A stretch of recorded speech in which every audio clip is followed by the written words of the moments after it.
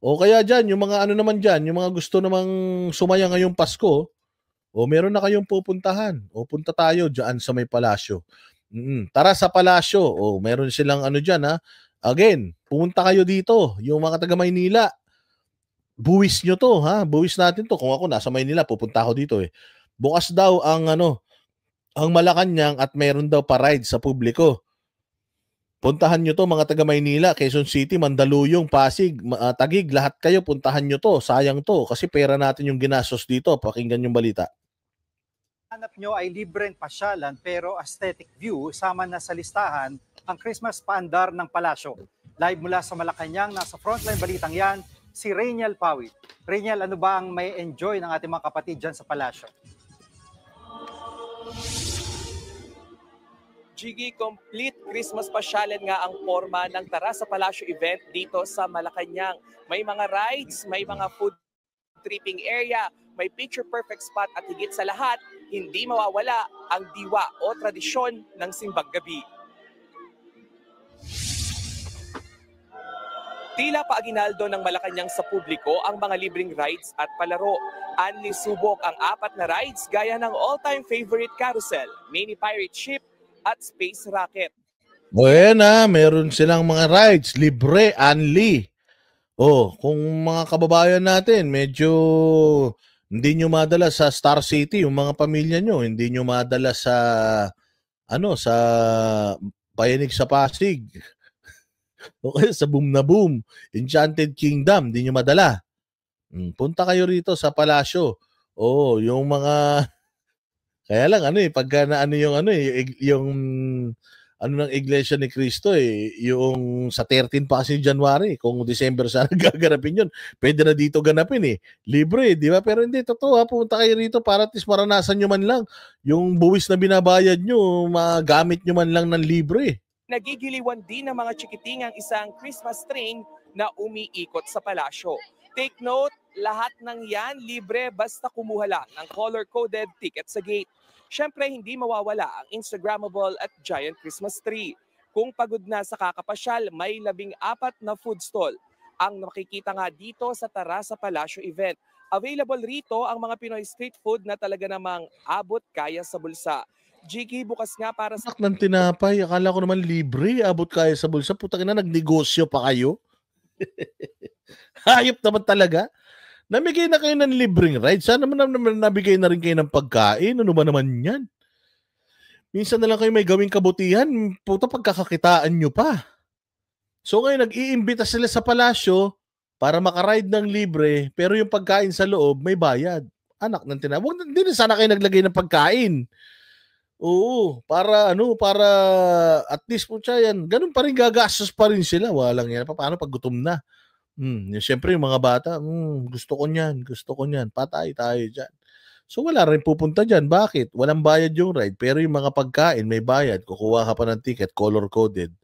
Walang hiya naman talaga, Magkano ba yan? Ano ba yung mga dyan? Mga pagkain dyan. Dapat dyan, ilibre nyo na yan. Dami-dami yung pera Di ba, gumagastos, pinapakain nyo ng libre yung mga bisita nyo sa party. Tapos yung mga Pilipino, hindi nyo man mapakain ng libre. Ano ba naman itong Malacanang na to? Sa lahat, ang pasyalang ito mula alas 6 hanggang alas 11 ng gabi. Tangina, abot kaya, sabi ni Anharot, may bayad pala. Hayop naman talaga. Akala ko matino na bring your own baon pala, Walang due naman. Kahit man lang sana libre, pandesal na may palaman na libre spread. Masaya na ako dyan. Yung nakikita nyo ngayon sa ating mga screen ay yung pila nga doon sa tinatawag na color-coded ticket booth, no? Dahil kada pasyal o kada ride ay pwedeng kumuha ng isang ticket basta color-coded ito. Sabi nga ni Mary Ann, may an answer Ay, aswer pala Nang libre na, hindi pa sinagad. Pasko naman. Walang hiya talaga. Hindi nyo bawasan yung kayamanan nyo. Pag yung mga kaibigan nyo nagpupunta na Malacanang, pinakakain nyo pa steak. Eto, mga kabataan, di nyo man lang sana, binigyan nyo lang to tagi-isang cotton candy, ganyan. O binigyan nyo mga tagi-isang hamburger o Angel's Burger, pinatayo nyo dyan. Tapos pag sana, mamigay ng libreng hamburger man lang, walang hiya. Wala kayong kwenta talaga. At pinapaalala Sabi ni Josie, magti-thank you na sana ako. Well, salamat sa rides. Oo, pero ayun nga. Putsang ina, pag pumasok ka sa loob, pagkakakitaan ka pa nila.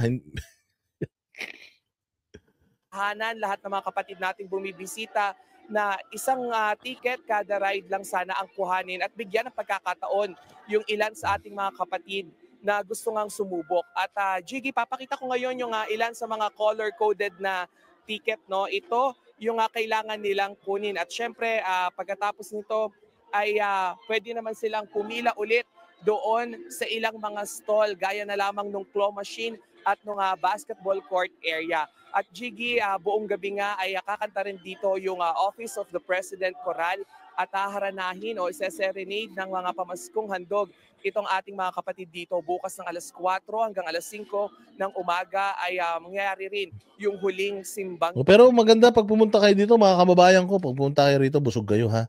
Kumain na kayo ng marami sa bahay nyo, tapos pagdating dito, parang hindi na kayo kumain dyan.